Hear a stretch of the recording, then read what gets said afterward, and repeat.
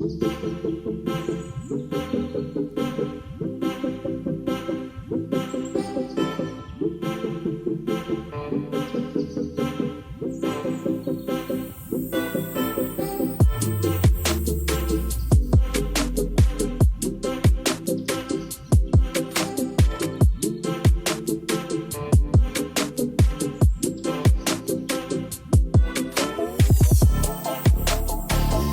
your vision board, and you hang that thing so you can see it. We can put it on our phones today. We can put a picture on our phone and make it your screensaver. It can be your screensaver on your laptop. See this thing every day, and no matter what comes against you, because trust me, things will happen. Life happens all the time to everyone, but when I want to hear some of those, Greg. I want to hear about maybe one or two instances where you hit a brick wall and you're like, look, I'm not sure I can take this anymore, and then obviously you got into your wit, you took your wit together and said, you know what, I encourage myself that, look, it's going to be, I don't know how I'm going to get through this, but I will stay determined. So what are some of those that you encountered? First, as I mentioned earlier, my personal deficit, until I learned to study, until I learned how to study, I had jumped in and taken 3 classes and failed miserably. Okay. That would be an easy point for me to say I quit. Wow. Okay, so that's where I'm talking about the determination piece. So being able to motivate you, what motivates you as an individual? Okay, so I have certain music that I listen to that motivates me. The charge kind of music, we can do this, let's take the fort kind of music, and it motivates me. So I just backed up and tweaked my plan. I started taking 1 class per semester until I learned. Another challenge was fiscally. How am I going to pay for this? So it was easy for me to just say, well, I can't afford it, let me stop. But I came up with a plan. I started working a part-time job on a weekend to help pay for school. That would be 2 incidences. Incredible. So I share, I also have a morning podcast, by the way. Every morning I'm dedicated to just reaching out to people and sharing certain nuggets. And usually I'll pick a word. I'll probably pick 1 word. So I remember last week, one of the words I picked was determination.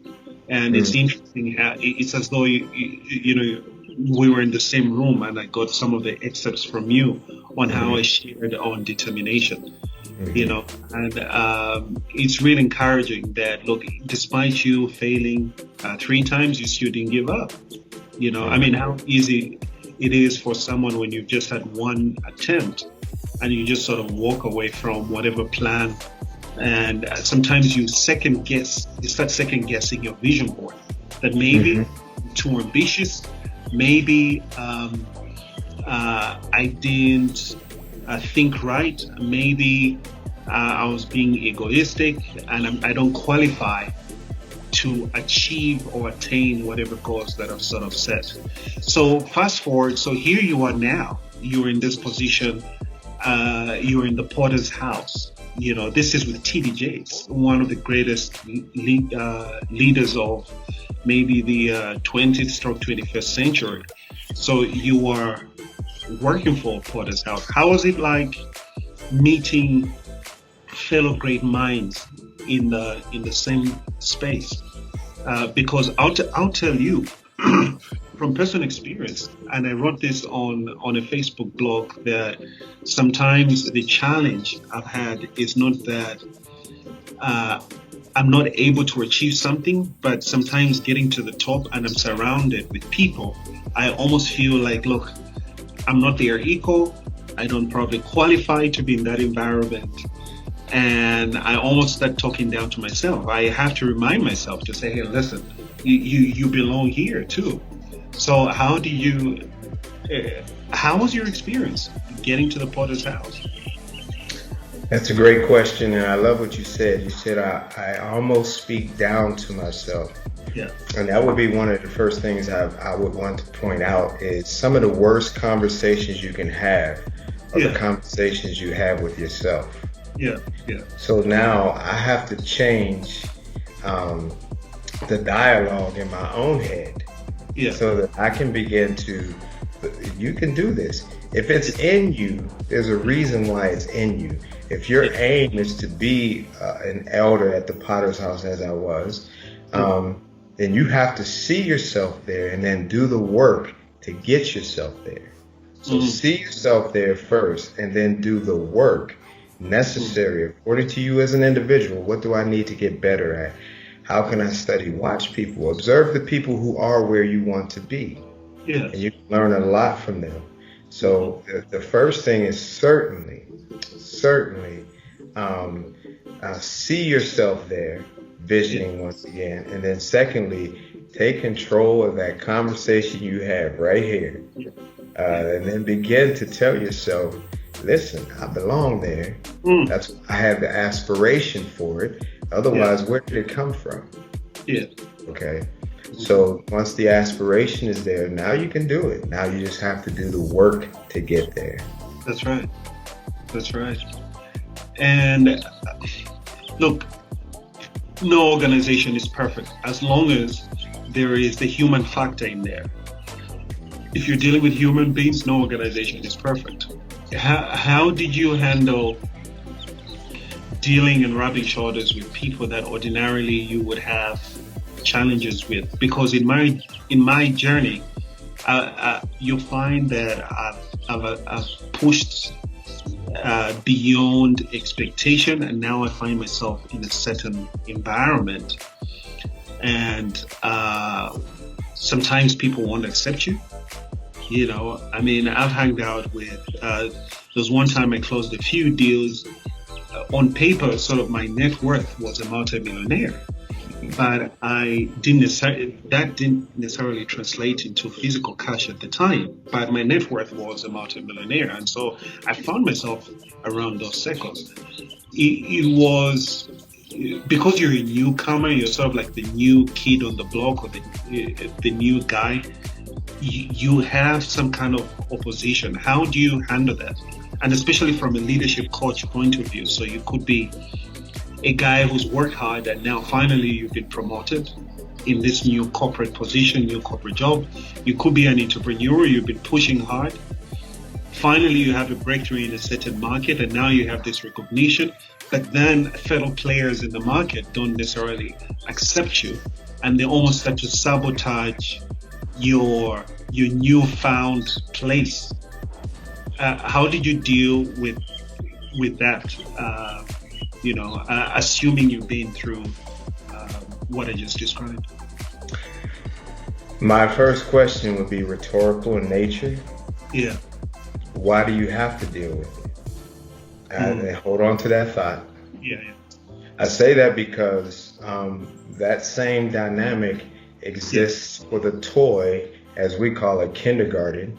When you're a young kid and somebody wants to play with the toy, you want to play with it at the same time. That's competition. Yeah. So competition is all throughout life. Yeah. So my personal philosophy is this. Do you feed me? Do you pay my bills? If you don't do those things, then you're not a factor. I don't compete with those individuals. I compete with myself. That's right. So I challenge myself to achieve whatever goals or aims that I have. Let those people do and think what they think and feel about me. I'm sure you've had the experience. You go into a meeting, you're meeting new people, new colleagues, and there's someone who just doesn't like you. That's true. That's very true. They don't know you. Yeah. They just don't like you. Yeah. Just the first perception of you. Yeah. So what am I going to do with that? And why would I waste my time to try to help that person with their own issues? Yeah.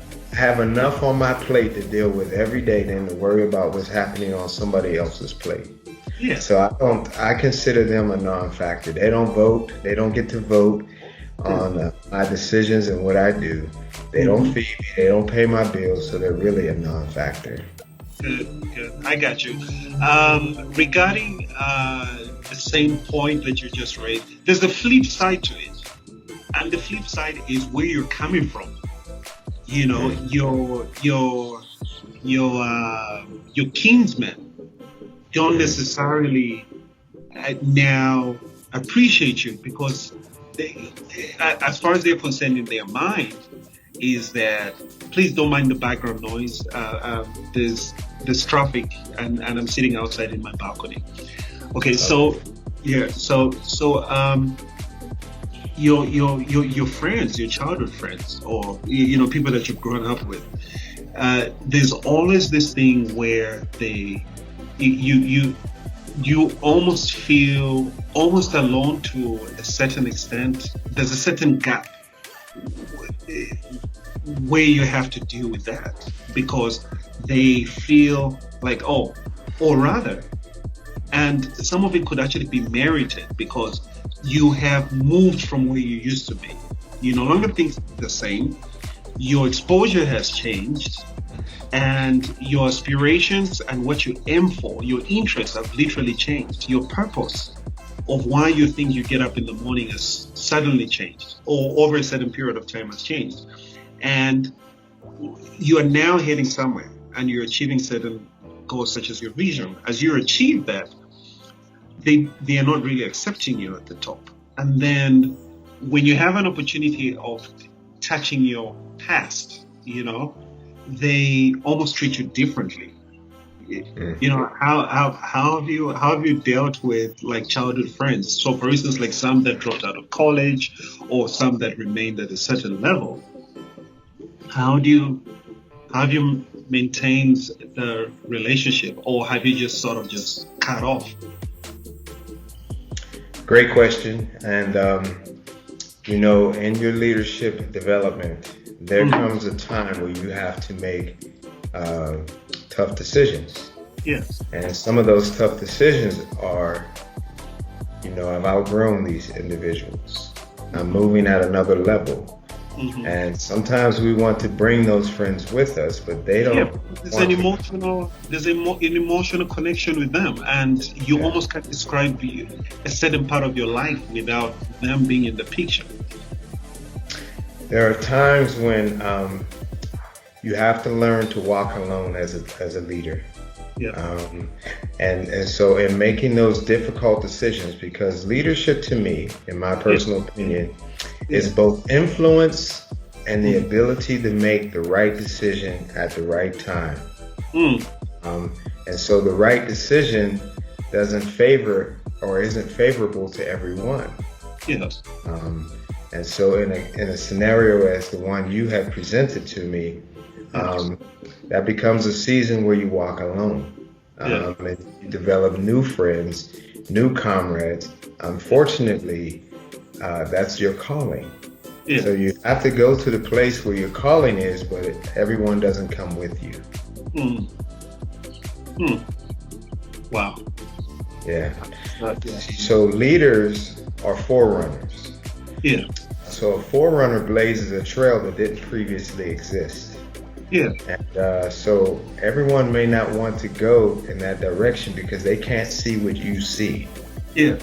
Yeah. So expecting them to see what you see will hold you back, slow your progress, and impede you in ways that may cause you to come to a place where you did not achieve what you know is in your heart and mind that you wanted to achieve.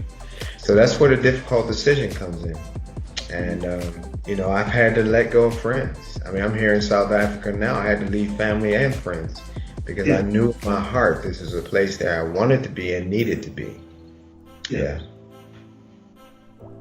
Good. Well, Mr. Collier. Yes, sir. Thank you so much for this insightful conversation. And I think it would be nice to have you again. And maybe you can just sort of give us a session on really what really constitutes a mind of a leader And maybe you can give us a session on something that you just feel is important with what's going on all over the world right now. You know, there is stuff to do with racism, you know, with what's going on with George Floyd, obviously, and then obviously with the pandemic that we're facing all over the world right now. So I really appreciate you coming over. So in perhaps as some closing remarks, what are some of the nuggets that you'd want to leave with our listeners, viewers, regarding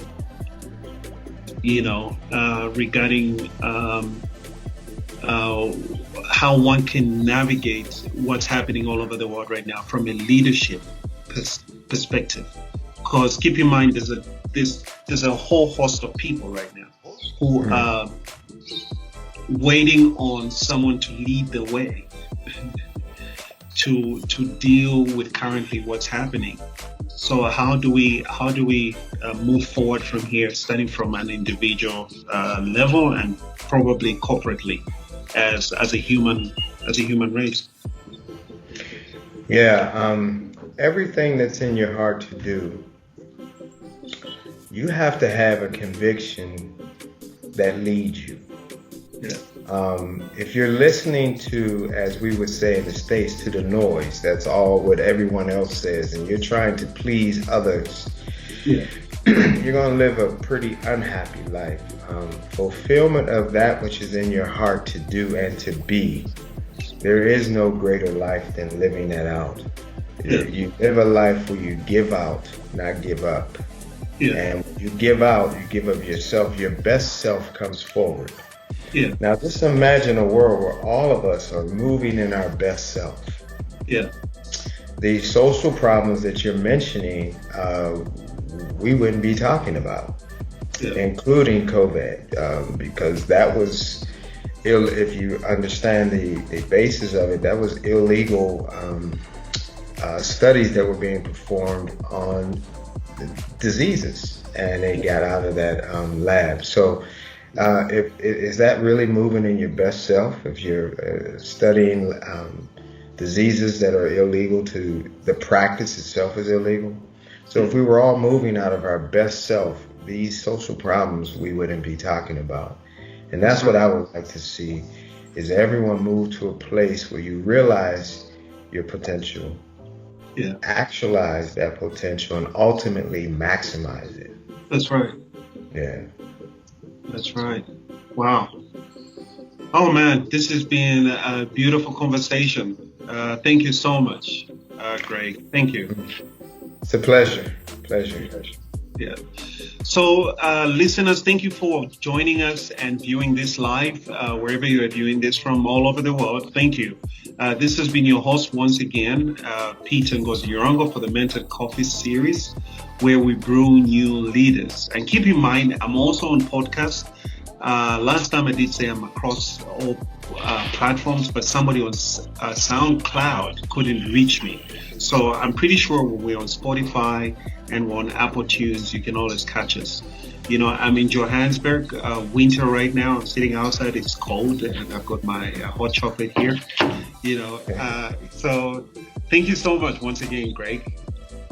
You're welcome.